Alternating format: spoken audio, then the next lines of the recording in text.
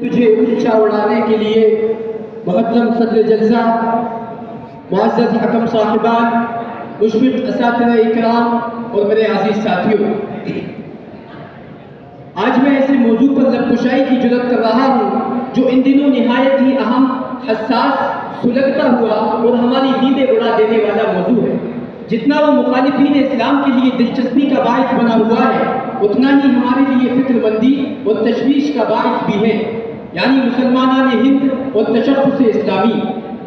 آج مسلمان اپنے وطن عزیز میں جن آزمائشی حالات سے گزر رہے ہیں، ان میں سب سے اہم مسئلہ ان کے تشخص کا ہے، ان کی اسلامی شناخت کا ہے، ان کے دین و ایمان اور عقیدے کی بقا کا مسئلہ ہے۔ مسلمان جو لا تموتن الا وانتم مسلمون کے پابند ہیں، وہ اس کشمکش میں ہیں کہ ان آزمائشی حالات میں ہم کریں تو کیا کریں۔ ہمارے شاعر اسلامی سے متعلق ایک مسئلہ ختم نہیں ہو پاتا کہ دوسرا جنم لے لیتا ہے۔ کبھی نماز اور اذان کا مسئلہ، کبھی پردہ اور لباس کا مسئلہ، کبھی قربانی اور حلال غذاؤں کا مسئلہ، کبھی مدارس اسلامیہ اور دینی تعلیم کا مسئلہ، کبھی مسلمانوں کے پرسن اللہ، نکاح، طلاق اور میراث کا مسئلہ۔ اور ہم جانتے ہیں کہ موجودہ دنوں مسلمانوں کی وقفیہ املاک پر نیتیں خراب کرنے کا مسئلہ غرض ہمارے تمام تر شاعر ظالموں کے حملوں کی عزت میں ہے، جس سے مسلمان آزردہ، افسردہ اور کبیدہ خاطر رہتے ہوئے ان مسائل کے حل کے لیے کوشاں اور سرگردہ نظر آتے ہیں۔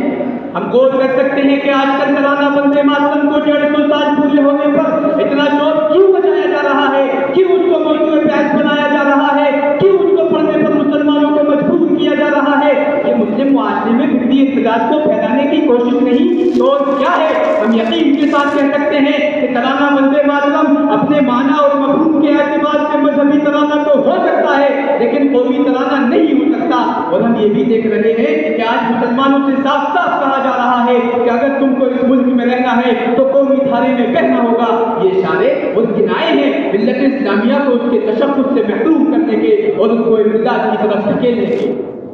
سامعین بس،